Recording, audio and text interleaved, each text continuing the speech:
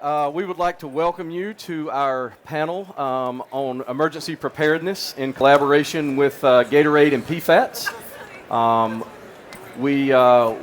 We've got some esteemed colleagues of mine here. Never been called that. And I will let them introduce themselves in a minute. First, I think as athletic trainers, we all prepare for emergency situations day in and day out.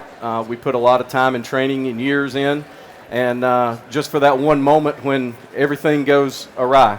So that's what this panel is going to address. We're going to talk about some of the factors at play, roles that people play in that process, and I think we'll have a good panel. And with that, I will let the panel introduce themselves. I'm Nick Cosgray, Director of Rehabilitation and Performance and Assistant Athletic Trainer with the Cincinnati Bengals. Just getting ready to start my 18th season in Cincinnati. So, Denny at Kellington, Associate Head Athletic Trainer for the Buffalo Bills, starting my 7th season. So excited to be here. And I, as Jared talked about athletic trainers, I am Nate Breske. I'm the head athletic trainer with the Buffalo Bills, but I am having to adjust and adapt because I'm filling in for Dr. Jim Ellis right now, who was supposed to be here, and I got told I was going to do this about a minute ago, so appreciate you all. Athletic trainers adapt and overcome, right? So that's what we're doing here. And I'm Jared Grace. I'm the team sports manager in the Southeast for Gatorade, and we're very excited that you joined us here today. We're going to start with a video that was developed by Dr. Jonathan Dresner at the University of Washington that takes a look at the importance of being prepared. Most of the people here are athletic trainers, but I will share that this is a fairly graphic video, so just so no one's taken by surprise. Hi everyone, I'm John Dresner, Director of the UW Medicine Center for Sports Cardiology, and in the next 100 seconds I want to show you how to recognize sudden cardiac arrest in an athlete.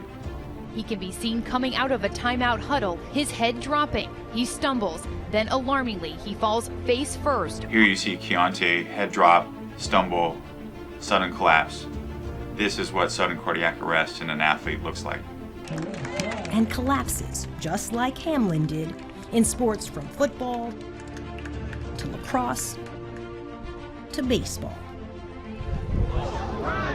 In Mark Vivian Foe, he shows all the signs of sudden cardiac arrest, continued breathing after collapse, eyes open and rolled back, the face of sudden cardiac arrest. For DeMar, after his arrest, his arms go up with seizure-like activity.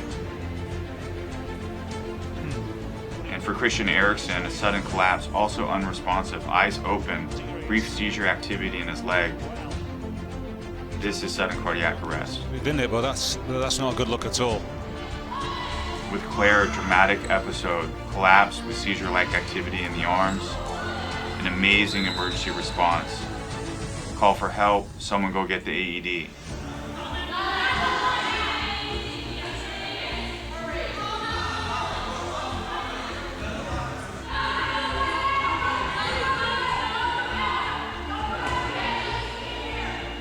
Remember, in a collapsed athlete that is unresponsive to verbal stimuli and a shoulder tap, you must assume it's sudden cardiac arrest. Call for help, start chest compressions, get the AED. Anyone can save a life.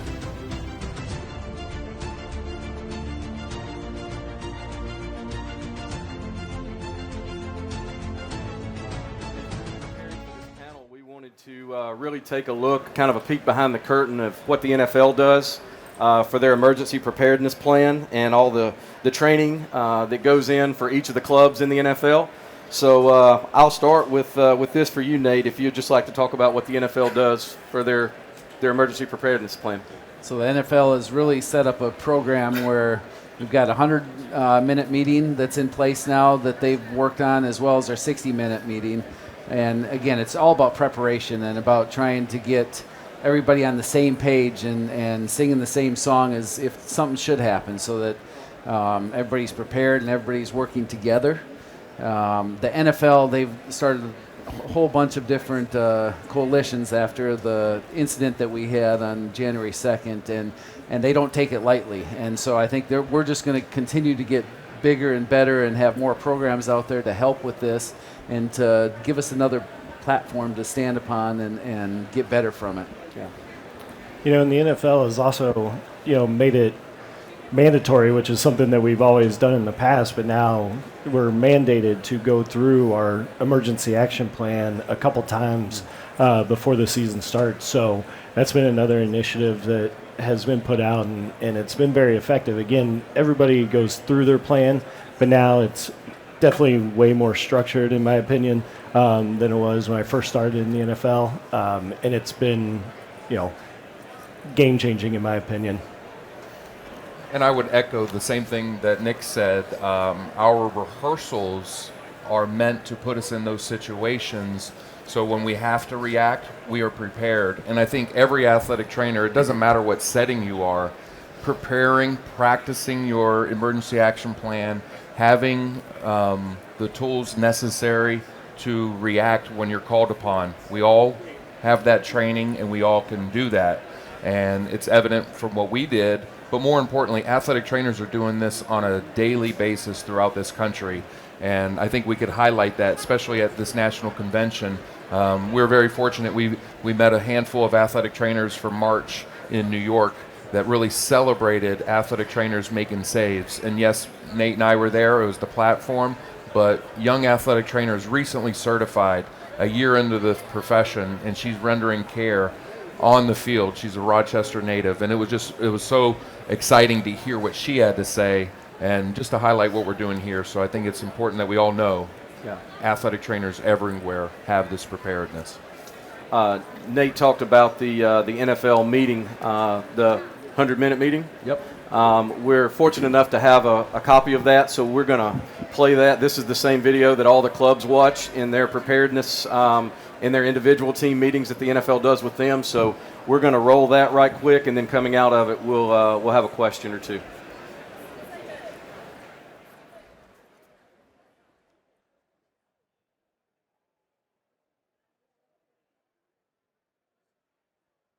The 60-minute medical meeting is essential to ensuring officiating crews, club medical staff, and game day medical personnel are aware of in-game player health and safety procedures. This meeting should occur 1 hour prior to kickoff. The meeting begins with referee introductions. The referee will review communication procedures with the ATC spotters, confirm how medical timeout will be called, confirm when radio tests will be completed, and confirm visual ID of head athletic trainers and head team physicians for each club. The officials will then leave, and the home head team physician will take over the meeting. Next will come the introduction of the head athletic trainer and team physicians for both clubs, and introduction of other members at the meeting, including club medical staff, the unaffiliated neurotrauma consultants, or UNCs, the visiting team medical liaison, or VTML, the airway management physician, or AMP, emergency medical services, or EMS personnel, ATC spotters, and the NFL football operations representative.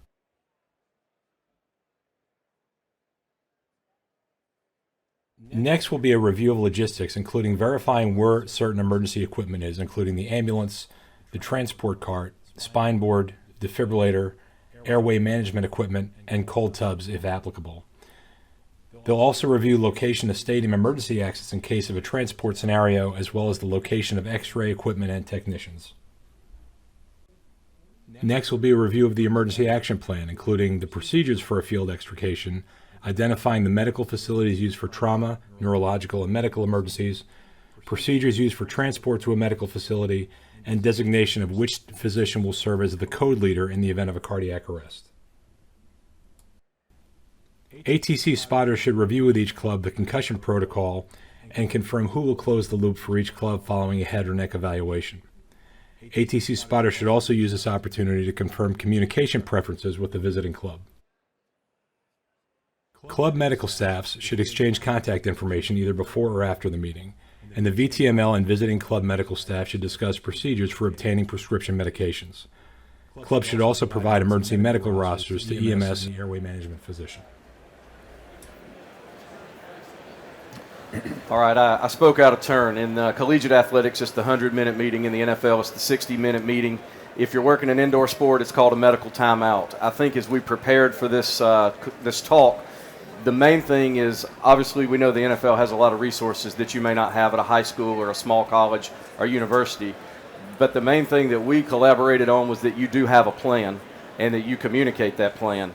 So I will let each of these guys talk about the plan that they utilize with that meeting internally, and just discuss the finer points.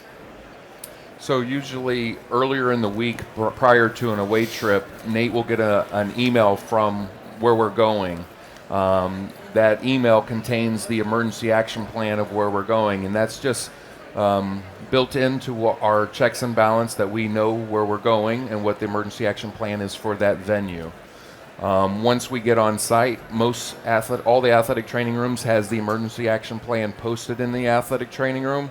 But more importantly, our PFATS app has it on our website right now, that anybody and everybody can go through and actually look at everybody's emergency action plan. So I think it's just that constant communication, just that idea that we're not caught off guard, so you have an understanding of where the x-ray is, where EMS is, where the AMP is. And then this year we have the emergency response physician as a new entity that sort of takes place of the VTML, and following their guidance and direction has really helped us provide better care for these certain situations.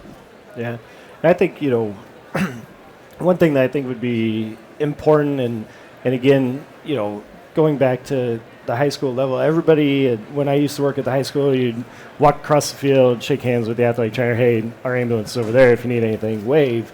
But I think it's more important now is to, your schedule in advance, who's coming, where they're coming. Send your emergency action plan out early so that the other team's athletic trainer can go through it. And then if they have questions, when you guys meet across the field, shaking hands, hey, I got a question about this, and then everybody's on the same page. And I think that could be a big game changer. And, and then if you have other staff members, I don't know how many, assistants are there. And I don't go to our 60-minute meeting, our head athletic trainer does, but we always meet after that, especially when we're on the road, to say, hey, okay, if we have somebody go down, this person's going to be the code leader.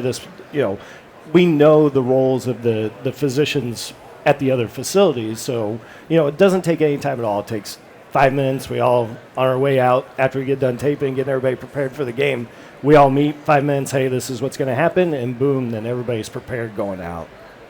Yeah, Nick said it really well. It's paying attention to the details and being curious about why you're going to do what you're going to do, and having that plan. And there's way more attention brought to it now because of the incident that happened. And now it's also, I'm guilty of it before at times where it's like, okay, we know this, we've done this before. How many different times? No, it's like it's critical and important that you're paying attention to what's going on, because you don't know in that moment what little bit of information could help you, that could help save the life. It could make a difference in the whole process. And so really just being on the same page with not only your, internal athletic trainers and doctors and other healthcare workers that are on the team, but also the opposing team. And I love that. Like, you guys do very similar to what we do in Cincinnati as in Buffalo. And, we've never worked together, but it's something that comes together, and it's a normal way of doing things. And the more we can normalize that at our level and continue to move that down to all levels, I think the better outcomes we're going to have and better results. Yeah. Nick, kind of piggybacking off that, the latest, most up-to-date policies and procedures and keeping those timely. Can you talk about what you guys do, where you go to look for those resources? Yeah, so I think that, the biggest is the NATA, statements that are out there, and just keeping up with that and following the latest research and knowing your plan. I think that there's some schools that thought that we remove equipment. There's some schools that thought you keep equipment on, but it really is whatever you're comfortable with. But if that's what you're going to do, stick with your plan and don't change it, at that time. So, with PFATS too, there's a committee in PFATS for pretty much everything, cardiovascular, concussion committees, and an athletic trainer is on all those committees in the NFL and doing whatever we can to try to make this game of football safer. So, I think the biggest thing is just stay on top of the research and reading up on the current best practices, so that you guys know exactly what you need to do in an emergency situation. Denny, I think with the events of January 2nd, we've all seen the videos ad nauseum, slow motion, the whole deal. But one thing that you should all three be proud of was everybody knew their role and knew what to do. So would you mind talking about just the clarity of roles and responsibilities and who does what? Yeah, so with every rescue, we practice it. There's that critical triangle. And Nate goes to the head because historically, in football, we have the cervical spine or the concussion-related injury. And then I'm on one side, and our head team physician and our medical director, Les Basson, is on the other side. And then Tom White, our general physician, comes out for concussion review as well. So we knew pretty quickly that situation was accelerated and very critical. But we also practice where Nate and we just had our emergency action review last Monday, or 2 Mondays ago. Nate and I will take a step back and we'll let younger athletic trainers from our staff practice those same roles and responsibilities, because during the game, and we all know football is very unpredictable. Nate could go inside with one of our players, and then it's myself on the field with Tabani and Marissa and Joe. So we all are very interchangeable. And we all practice that. And when we do practice it, we will have a debrief and we will talk about, okay, could we have done this different? Could we have done that different? Or celebrate the things we did well as well. But you don't want to wait until you have a critical moment. It's perfectly acceptable to have those review sessions during the week when it's a little quiet time. Hey, what are we going to do in this scenario? Or what are your thoughts here? But I will highlight, we had a great support on that field. Cincinnati, UC medical team, our team, it all sort of blended together for a successful outcome. Absolutely. Nick, for an AT just starting out that has yet to encounter a medical emergency, what advice do you have for that person? Practice. Have your plan, practice it. The more you practice it, the calmer you're going to be in that situation. And, that's really what it takes. And to do what these guys did and save a life out there is you got to remain calm. You have to know your role. You know exactly what you're doing. We all have been trained in it. It's just when that situation comes, the more and more you practice, the better you're going to be and the calmer you're going to be in that situation. I'll just pass it down the line. Tips and tricks, I guess. Trying to just maintain your composure. This was one of our players, so we know him dearly. So it was our mission at that time when we knew it was getting serious that we were going to do everything we could. So relying on that practice, that preparation, and then the camaraderie that we have as a staff, knowing that we're in this together, really helped us. So again, we keep saying this. I said it this morning. We said it earlier. We're saying it now. I think the message needs to be just continue to prepare, practice, and learn, gain understanding from each other, and not to be afraid to ask questions. And let's just be that voice. It's hard to follow that up. They pretty much said it over and over, but it really is a consistent theme here, and the practicing and being prepared is critical. I think the one thing that you also got to remember is you might not be perfect. You may have some mistakes along the way. You may have things where you're scared, you're to death out there, but that's okay and that's normal. And you don't have to shy away from that. Because just doing something is so much better than doing nothing at all. There's instances where people will just stand by and watch, and because they're too scared, they don't know if they got permission to do it because they're not certified. You don't have to be certified. You just got to be trained. You just got to know what to do. And I think the movement can be, for all the athletic trainers, continuing to push that message out there and continue to know that you're going to make a difference just by doing something. Because trying to go to sleep at night after not doing something, it's pretty hard to do. Yeah. All right, so we do not have any questions in the Slido, so that means we must have covered the topic really well. Do we have a microphone? Have we got questions in the audience, if anybody's got any? Got to have some.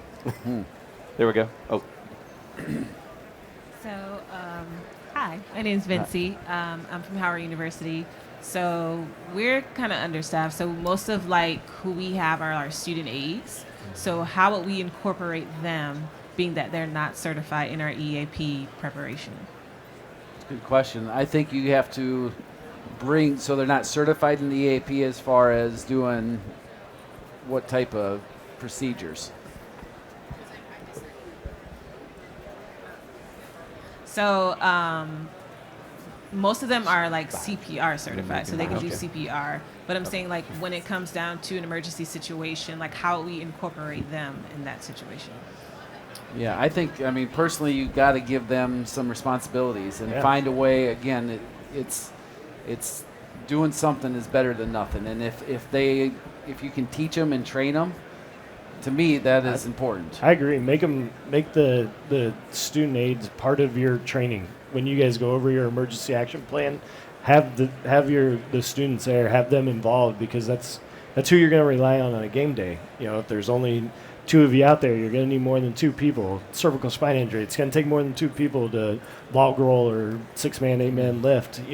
So get them involved in all the practicing. Again, most of what we do, let's be honest, is it's a learned skill, right?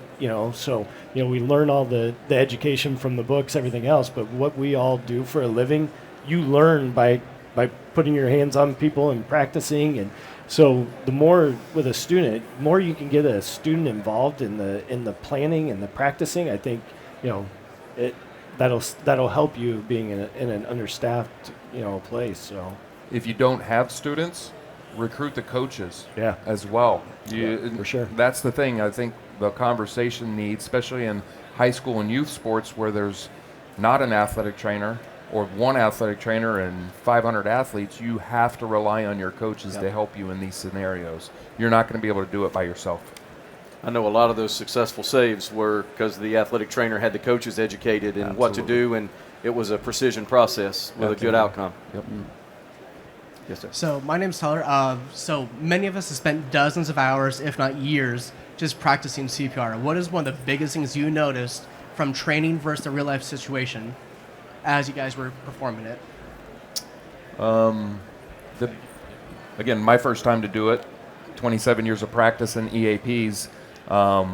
Again, I won't go into the specifics, but when you rely on that skill set, you practice it on the rescue dummy, and then when you're called upon, you react to that situation and you perform based on that skill set that we've practiced for 27 years.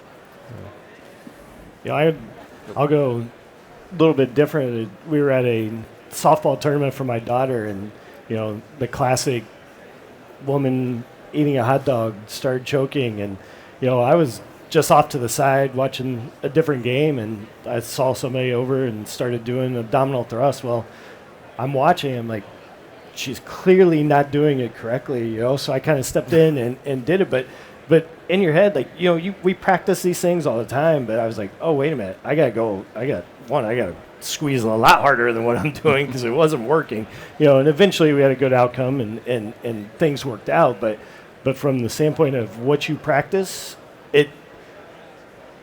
I think when you practice, you have to have intent. Does that make sense?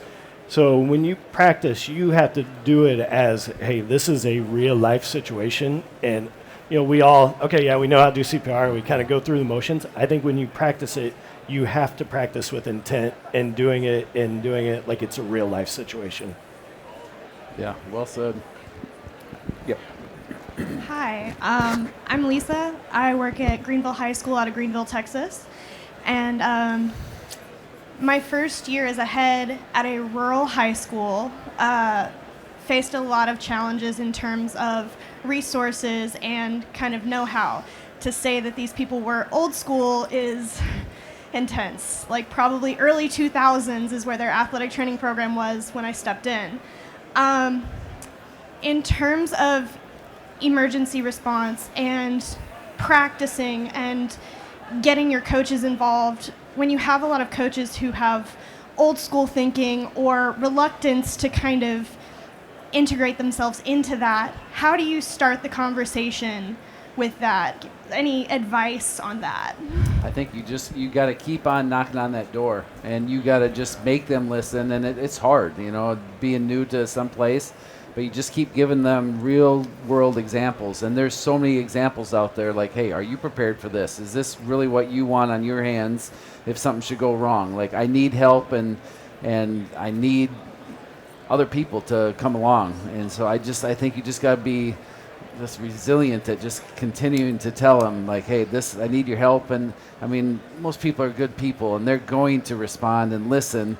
And even if, a lot of times they don't want to do it the first time, ask a second time, ask a third time until it's so annoying that they do what you need them to do. And then empower the kids, as well. I mean, you got to just bring anybody and everybody that you can along in that situation in the school system, and start a little safety club.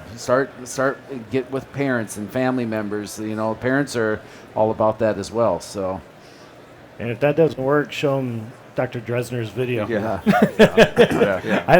I think that would be eye-opening enough if I was a coach, sitting on a sideline, and then explain to them, here, this is what can happen in a real-world situation, and it's just me here. I'm the only one here that's certified in CPR, so I'm going to need help. I cannot manage that situation by myself. All right, we got a question from Slido, and it is, I'll start with you, Nate. What is one tool in your toolbox that's the most important when it comes to emergency preparedness? I think the practice is going to be it. I know we keep saying that, but it's going to be that we've already rehearsed it. Just like, and I said this a little earlier too, is like our players out on the football field, I mean, they rehearse every day. They go through, very simple things like block left, block right, tackle the guy. That's, to me, is simple. This stuff is things that if you practice the CPR techniques, the head and neck, concussions, your protocols, your different things for anything, whether it's splinting a leg, whether it's, chest pneumos, anything, you got to practice it. You got to think about things. Be curious. Don't just show up to work in the morning and just kind of expect your day to, go as it is. Kind of think through things that could happen, that could be presented throughout the day that you may have to deal with, and try and go through that. I would echo the same thing. Don't be afraid to get your hands dirty. With that practice comes preparedness, comes a comfort knowing that you can perform, and don't be afraid to ask questions with your medical providers, your paramedics, review with them, incorporate them in these scenarios because they're going to be your resource.